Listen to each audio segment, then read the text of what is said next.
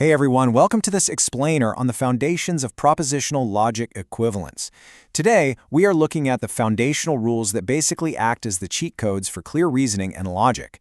Whether you realize it or not, these rules govern exactly how we structure our thoughts, how computers process information, and how we distinguish a really sound argument from a completely flawed one. We're going to make these incredibly powerful concepts entirely accessible, so let's get right into it. So, start with this. Can we mathematically calculate the truth? It sounds almost like science fiction or high-level philosophy, doesn't it? But actually, we absolutely can. We can take complex, abstract, and honestly sometimes really confusing real-world statements and treat them exactly like a logical puzzle. It's a puzzle we can definitively solve using just 5 fundamental mathematical equations. Okay, let's dive into this. We've got 4 clear steps on our agenda today. First, the double negation rule. Second, De Morgan's dual laws. Third, unpacking the implication law. And finally, flipping with the contrapositive. But real quick, before we get to those equations, let's establish our visual vocabulary. First up, the negation symbol. In propositional logic, this little guy quite simply translates to not. Whenever you see this, its entire job is just to flip the truth value of whatever proposition comes right after it.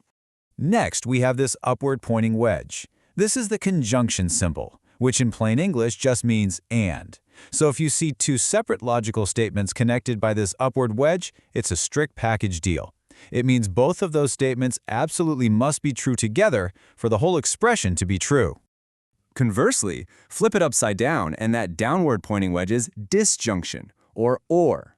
Now, unlike the strict and, this one gives us options. It tells us that at least one of the statements it connects must be true. If either one side or the other is true, the whole statement stands. Then there's the conditional symbol, meaning implies. We use this directional arrow when one thing leads directly to another. Think of it as a trigger and a result, really. If the first part happens, then it logically implies that the second part is absolutely going to happen too. And finally, the heavy hitter, the biconditional symbol. This means is equivalent to. This is the whole linchpin of our explainer today because it represents 2 logical statements holding the exact same truth value. If the left side is true, the right side is mathematically guaranteed to be true. They are completely interchangeable, perfect mirrors of one another. All right, part 1, the double negation rule.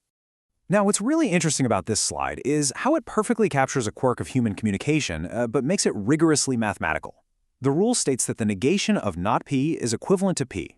Let's think about that in everyday terms. Saying out loud, I am not going to do that is just a mathematically inefficient and kind of confusing way of saying, I will do that.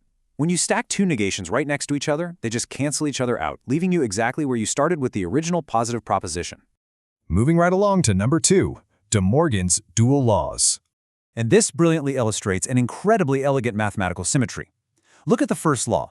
It shows that the negation of P and Q is equivalent to not P or not Q. The second law is the exact reverse. The negation of P or Q is equivalent to not P and not Q. You see the pattern there? When you distribute that not symbol across the variables inside the parentheses, it literally forces you to flip the and wedge to an or wedge and vice versa. It fundamentally flips the relationship between those 2 variables. It's totally brilliant. Which brings us to part 3, unpacking the implication law. Let's move to this and see how it builds into something highly practical for reasoning. We start with P implies Q, and mathematically transform that into the equivalent not P or Q. Now, I know arrows can look intimidating, so to really grasp how clever this is, let's use a micro scenario. Let's imagine P stands for the event it rains, and Q stands for I bring an umbrella. The statement, if it rains, it implies I bring an umbrella, is logically completely identical to saying, it does not rain or I bring an umbrella. Think about it. For my original rule to hold up, either the condition simply fails to happen, it doesn't rain, or the result happens and I bring my umbrella. Both of these structures hold the exact same logical truth value in literally every scenario. Finally, part 4, flipping with the contrapositive. This is our final and most complex logical transformation, but creating a contrapositive is really just a mechanical process. Step 1, we identify our base implication, P implies Q. Step 2, we completely flip the order of those variables to get Q implies P.